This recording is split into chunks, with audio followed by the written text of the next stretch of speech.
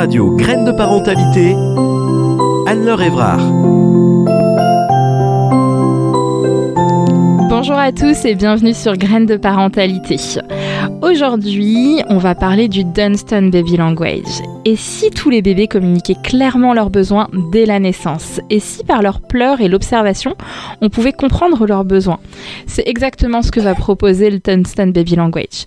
L'histoire du Dunstan Baby Language, aka le DBL, eh bien, c'est Priscilla Dunstan, une Australienne, à l'oreille absolue, donc c'est-à-dire qu'à 8 ans, elle était capable d'entendre une seule fois un morceau de Mozart et de se mettre directement au piano et de le jouer comme ça, sans partition, ce qui est quand même assez magique. Et ensuite, elle a fait des études de chant lyrique, donc elle a appris à positionner sa langue, à positionner les colonnes d'air, à beaucoup observer tout ça. Et à la naissance en 98 de son fils Tom, eh bien, elle va avoir ce qu'on appelle un bébé aux besoins intenses, un bébé qui pleure énormément.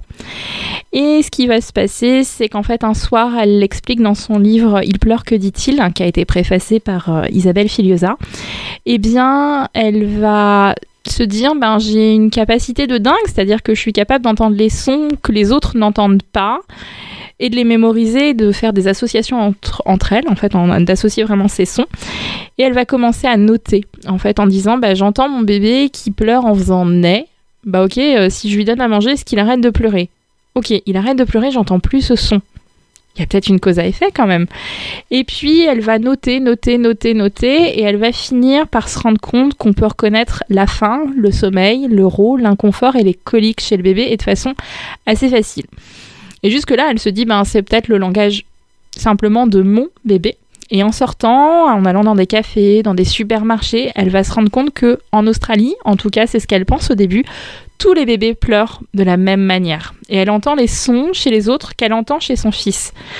Son père est chercheur et ils vont commencer à lancer une campagne de recherche en Australie qui vont ensuite étendre aux États-Unis et en Angleterre.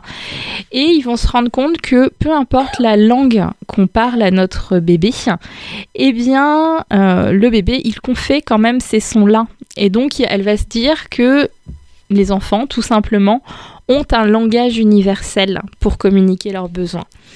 Le Dunstan Baby Language, il va pas s'appuyer uniquement sur le son du bébé, c'est aussi de beaucoup observer, d'où l'importance du chant lyrique.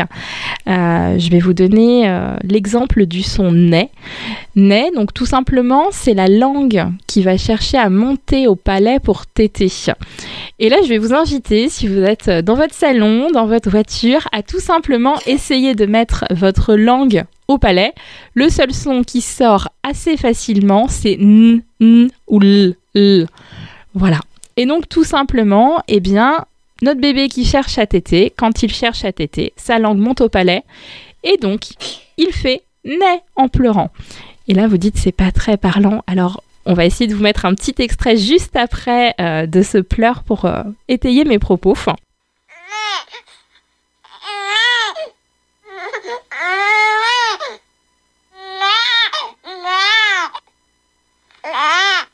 Et donc, on arrive en fait avec ces 5 sons à comprendre le bébé.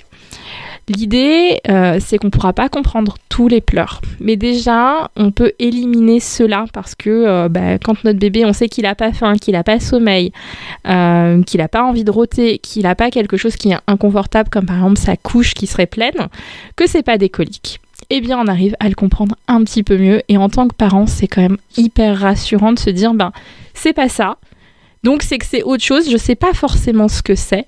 Mais au moins, je sais, on a éliminé ça. Et ça pose en fait quelque chose à l'intérieur de nous. On voit les pleurs de façon différente.